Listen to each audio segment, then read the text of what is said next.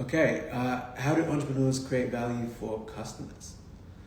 Well, it's very simple. Value can come in the form of, being able to give something for something. So, for example, if I give you a cow, in exchange for the cow, maybe you'll give me, paper, or maybe something I perceive more valuable. Maybe you'll give me land, or whatever, etc.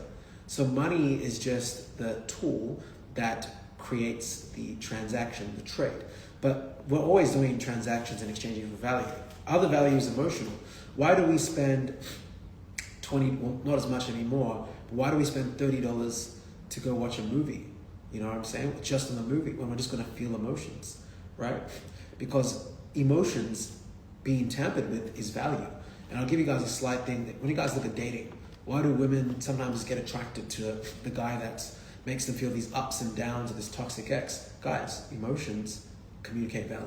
If someone can play with your, unfortunately, if someone can play with your emotions, it's actually valuable trait. When we go to public speeches and we feel inspired, right?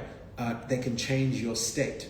A change of state is, you going from maybe sad to excited, or from excited to enthused or enthusiastic, right? Change of state is also communicating value. So entrepreneurs just simply pick their service, product, or thing, and they're trading that in exchange for the thing that they want, which is, funds. But there's always trades going on. We make trades every day. In exchange for waking up, we, wake up and we go to the bathroom. The bathroom, flushes down whatever it flushes, and we also exchange relieving ourselves. When we are communicating to someone and we're trying to ask for a latte at Starbucks, the establishment gets paper, which is money, but they get paper, and in exchange they give us a cup, milk, and some coffee beans, or whatever it is. So we're always making exchanges. Entrepreneurs are just intercepting for paper, because that's the current favored, currency, but that could change. That's why things like cryptocurrency are examples of wherever society deems the value is. That is now the new most important asset. So in the next 100 years as an example, money might not, and this is just purely an example, might not be the primary way in which we exchange value. It might be, I've got 50 Bitcoin, I've got 3 Bitcoin. That is now what you'll exchange for maybe a Mercedes, or a Ferrari, or a Lamborghini in the next 50 to 100 years. So just remember, we're humans, we're animalistic. These trades exist. You can find out, even internationally, how you can trade different things. But obviously, entrepreneurs usually will trade those things for money. How do you build a strong team? The character of the leader influences the culture of the people.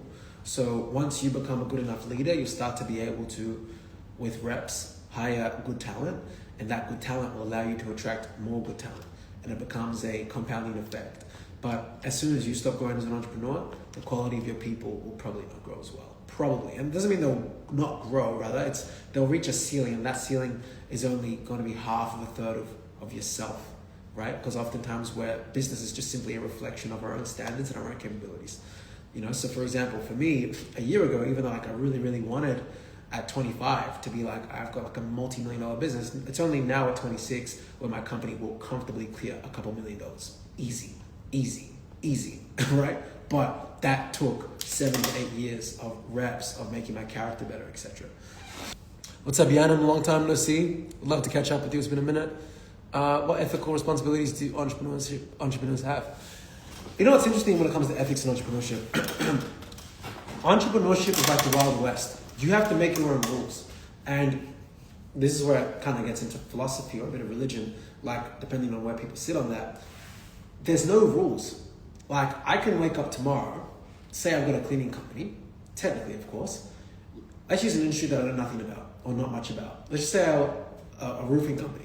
I could wake up tomorrow and be like, hey, it's Dami's Roofing, how are you? Yeah, great. Look, I saw your establishment, and I saw a leaky whatever in your roof. I know you probably got someone that already does it. Would you mind me coming down to inspect it? Boom, come down to inspect it. Would you like me to fix this? I've notified this. And I can just show chat. Let me give you guys a free business idea. And I can just use ChatGPT to find out all the problems. Then I can hire someone that actually knows what they're doing, and I can just charge that client 10 grand, pay the guy to fix it $1,000, 9 grand. Now, is that unethical?